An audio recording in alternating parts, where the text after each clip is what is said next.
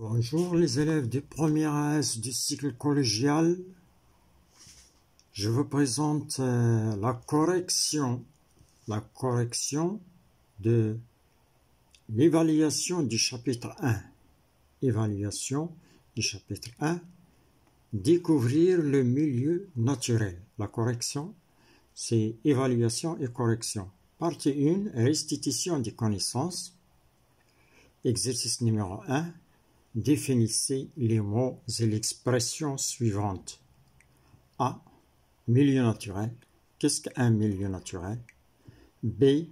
Qu'est-ce qu'un micro-organisme? Définissez un micro-organisme ou bien les micro-organismes. Un micro-organisme, tout simplement. Un micro-organisme. C'est être vivant unicellulaire, un être vivant unicellulaire. D. La cellule. E. Être vivant pluricellulaire. Alors, en arabe, la traduction en arabe. مرحبا بكم أعزائي تلاميذ السنة الأولى إعدادي. أقدم لكم تقييم أو تمارين الدرس الأول وتقييم الدرس الأول وتمارين الدرس الأول. استكشاف الوسط الطبيعي وسأقوم بتصحيح هذه التمارين. الجزء الأول partie 1 restitution des connaissances استرداد المعارف. exercice numéro 1 التمرين الأول. عرف الكلمات والعبارات التالية. Définissez les mots et les expressions suivantes. milieu naturel الوسط الطبيعي. micro-organisme متعدي مجهري. c'est être vivant unicellulaire كائن حي وحيد الخلية. D. la cellule الخلية. E. être vivant pluricellulaire. E. كائن حي عديد الخلايا. Alors, on passe à la correction.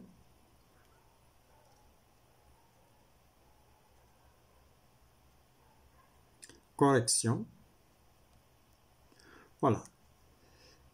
Alors, la correction. A. Milieu naturel. Endroit précis de la nature. C'est un endroit précis de la nature. هو مكان معين في الطبيعة.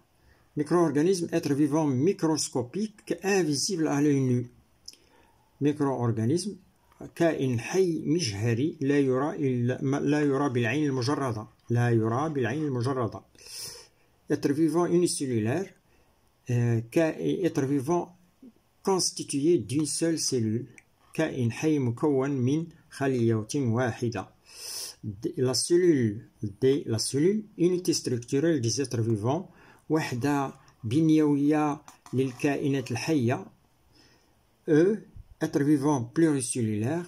être vivant كائن حي. être vivant constitué de plusieurs cellules. كائن حي مكون من عدة خلايا. On passe à l'exercice numéro 2.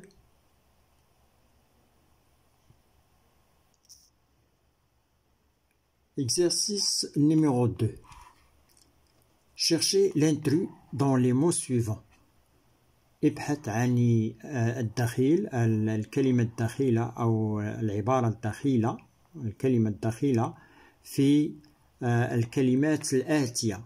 Cherchez intrus دخيل. Cherchez l'intrus dans les mots suivants.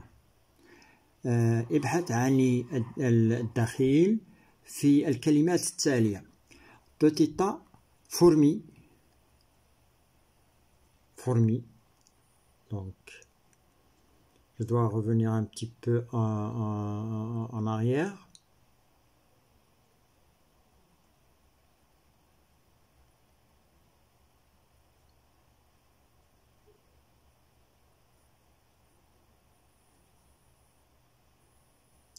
Voilà.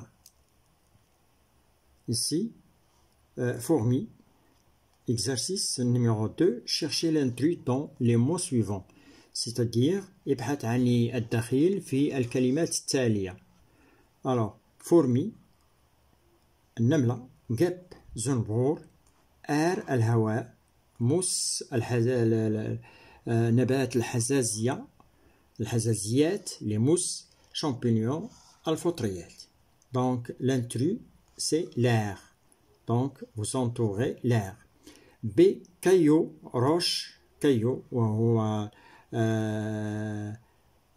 les cailloux, ce sont des petits morceaux de roche. Les cailloux, petits morceaux de roche plus grands que le gravier. Cailloux, petits morceaux de roche. Et بالعربية les cailloux وهو الحصى غش الصخور ver de terre دودة الأرض galets وهي حصى كبير وغرافيي le gravier وهو الحصى الصغير. Bien. Alors, l'intrus, le ver de terre, il n'appartient pas c'est un être vivant. Les autres éléments sont des non-vivants. Sol, c'est sol, eau, air, mouche, serpent, racine. تربة, الماء, الهواء. الذبابة, الأفعى, وجدر نبات, جدر نبات.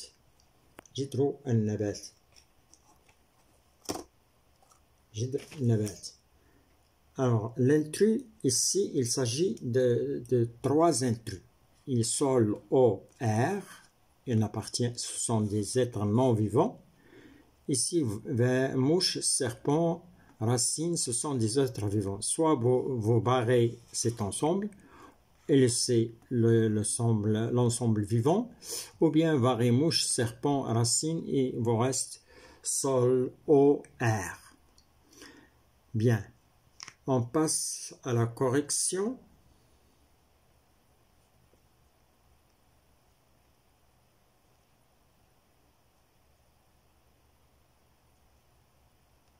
Voilà la correction.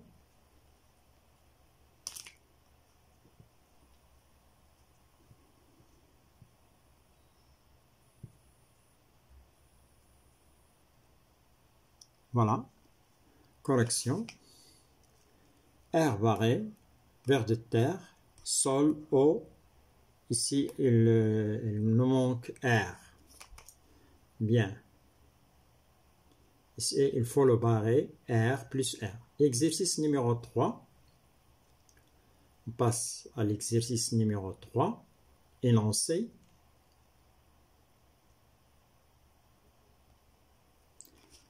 Le voilà.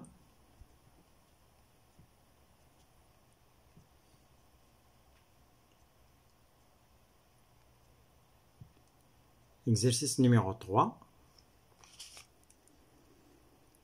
Exercice numéro 3. Corrigez les phrases fausses. Première phrase. Le sol n'est composé que de la matière organique. التربة لا تتكون إلا من المادة العضوية. خطأ. C'est faux. Le sol n'est composé que de la matière organique et fausse. Le sol est composé de la matière organique et de la matière minérale. B. Le sol ne contient pas des êtres vivants. التربة لا تحتوي على كائنات الحية. التربة تحتوي على الكائنات الحية. Le sol contient des êtres vivants. C. La paramécie est un être vivant pluricellulaire. C. البرامسيوم كائن حي عديد الخلايا. خطأ. Faux. La paramécie est un être vivant unicellulaire. Le microscope permet l'observation à l'œil nu des micro-organismes. المجهر يمكن من ملاحظة بالعين المجردة متعديات المجهرية. Le microscope permet l'observation microscopique des micro-organismes. Ils n'ont pas à l'œil nu. ميكروسكوبيك. المجهري يمكن من ملاحظة المجهرية للمتعديات المجهرية. On passe à la correction.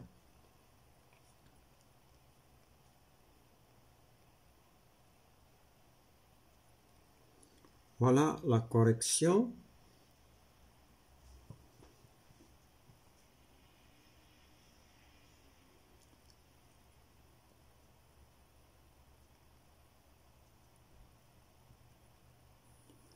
Voilà la correction.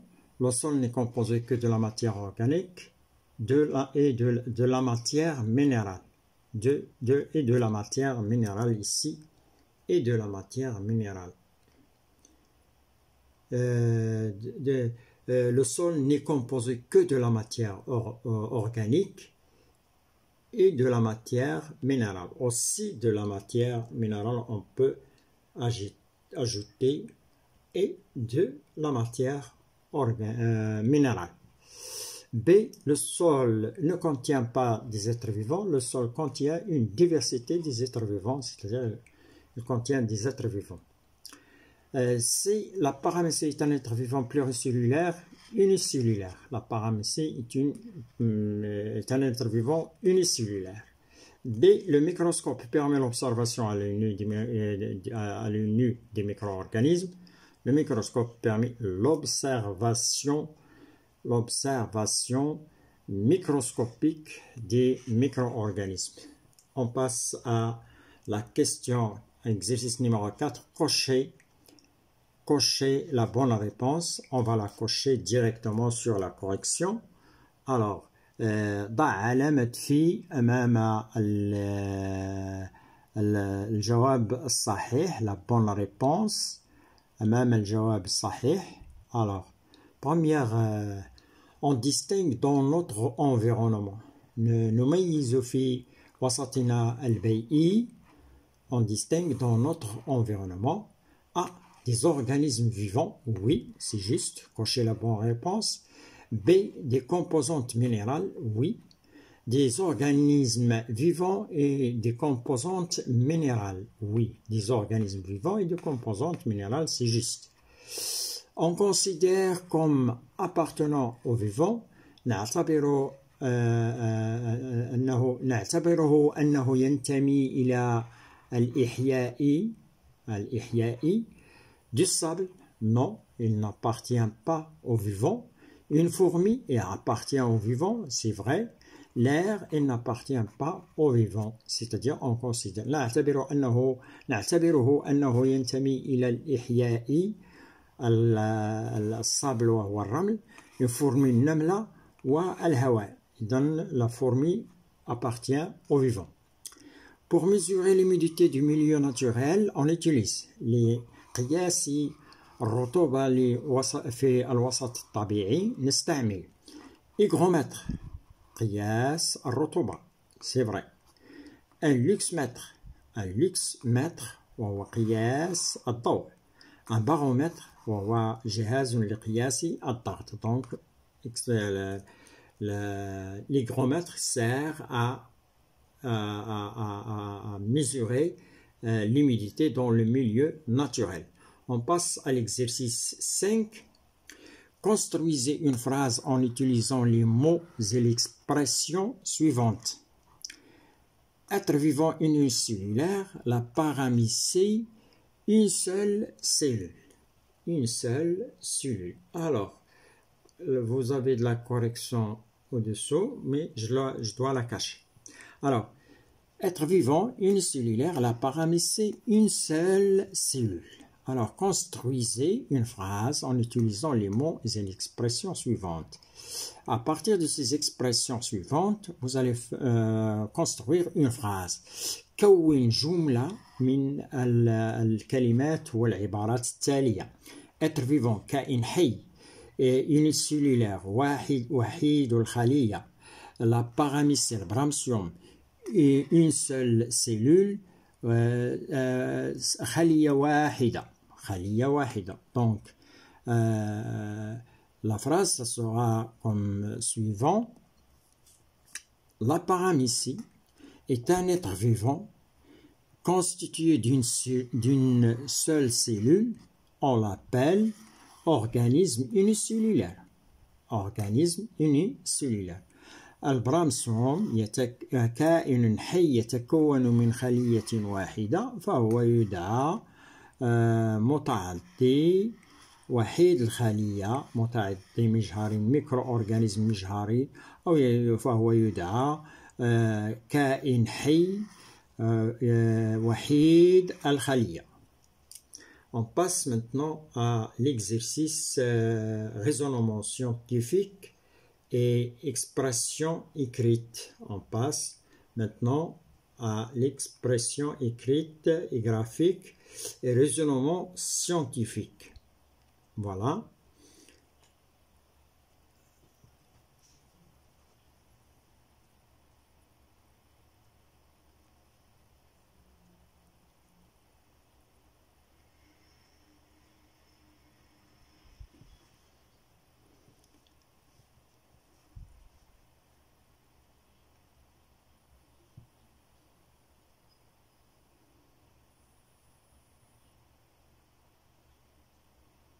Voilà.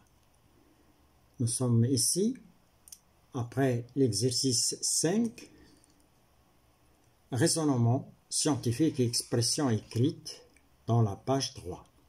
Le document 1 représente un milieu naturel. Celui-là, ce document 1,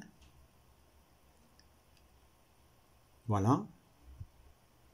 Vous voyez ici, le document 1, milieu naturel. Ce document contient les êtres vivants, comme vous voyez ici.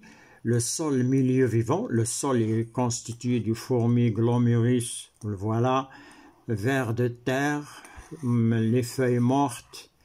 Ici, en surface, vous avez champignons, escargots, roches.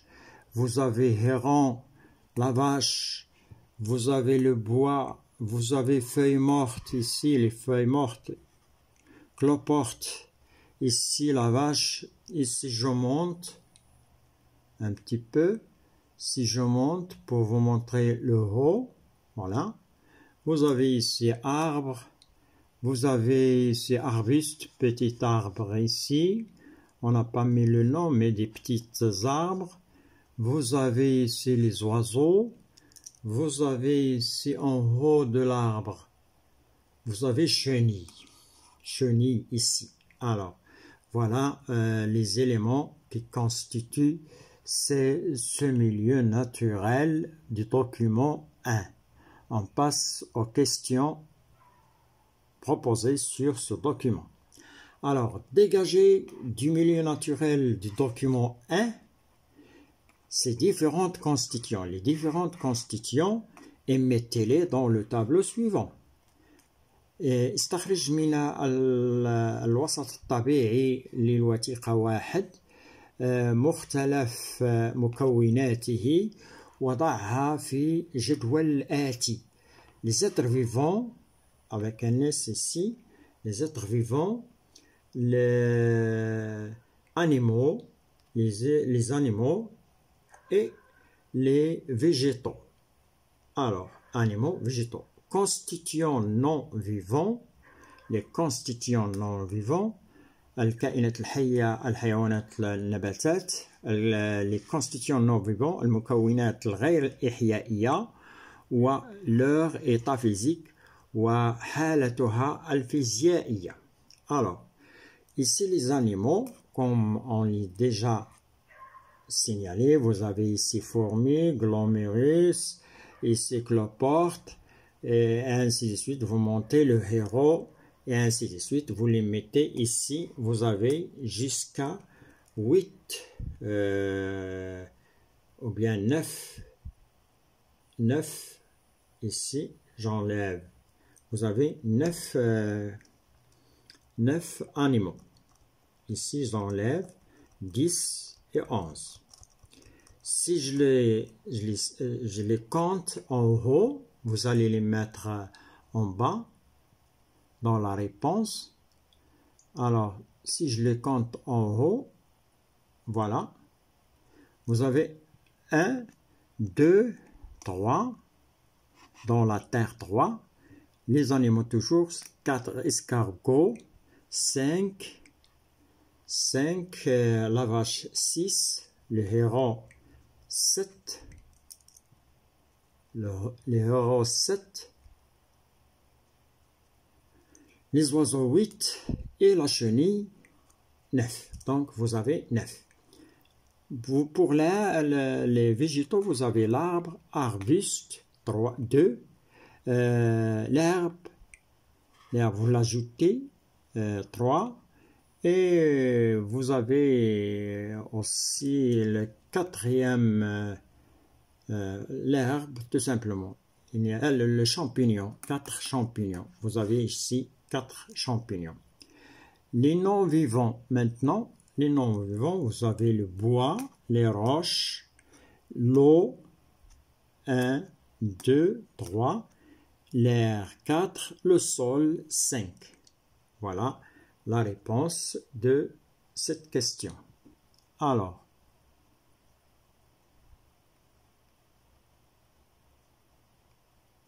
on va voir. Ici, vous avez leur état, les constituants non vivants, par exemple l'eau, liquide, le sol, solide, les roches, solides, l'air, gaz. Voilà la correction. On passe à la correction directement de cet exercice d'environnement du milieu naturel. La correction de cet exercice, ça sera comme le suivant. Comme suivant. Voilà. Vous avez ici le milieu et voilà.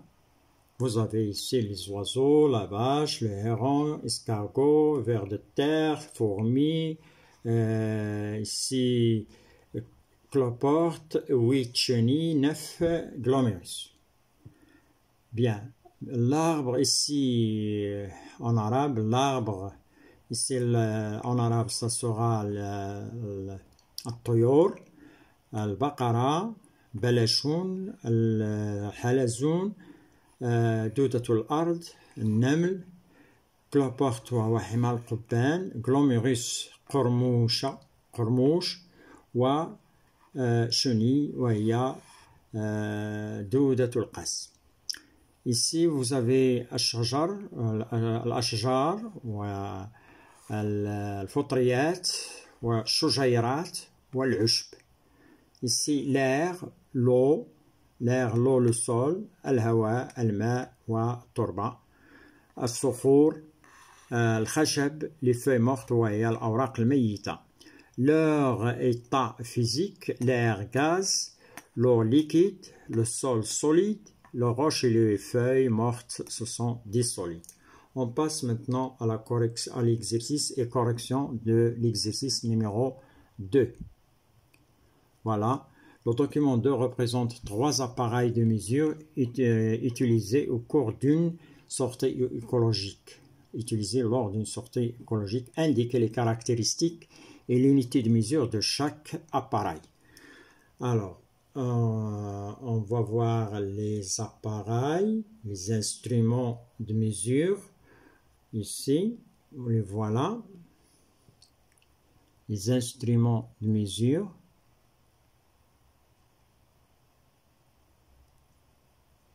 Voilà, le premier instrument, l'X-mètre, deuxième hygromètre. On vous demande de compléter le tableau. L'unité de mesure,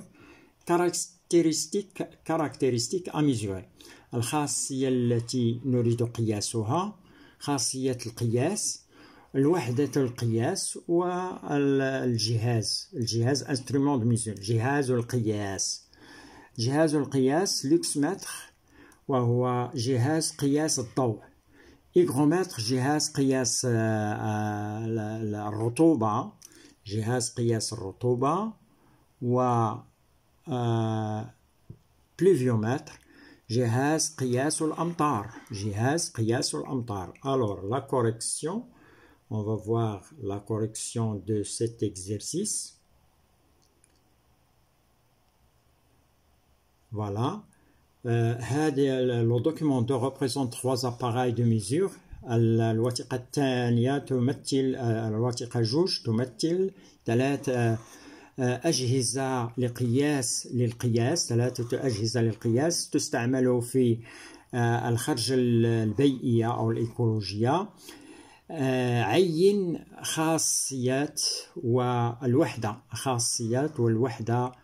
وحدة القياس خاصية القياس ووحدة القياس لكل جهاز إذن عينها يعني حدد هذه الوحدة القياسية لكل جهاز و l'unité de mesure et les caractéristiques à mesurer. الخاصية التي نقيسها وهي الخاصية التي نقيسها والوحدة القياس والجهاز الذي يقيس اللكس متر وحدة قياسه اللكس. وماذا يقيس؟ mesure la luminosité يقوم بقياس الإضاءة. إيغرومتر وهو جهاز قياس الرطوبة وحدة قياسها بالمئة بالبورسنتاج في المئة بالنسبة مئوية. ويقيس